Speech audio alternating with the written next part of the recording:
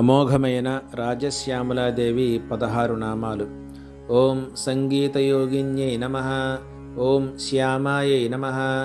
ఓం శ్యామలాయై నమః. ఓం మంత్రనాయికాయై నమః. ఓం మంత్రిణ్యై నమః. ఓం సచివేశిన్యై నమః. ఓం ప్రధానేశిన్యై నమః. ఓం శుకప్రియాయై నమః. ఓం వీణావత్యై నమః. ఓం వైణిక్యై నమః. ఓం ముద్రిణ్యై నమః.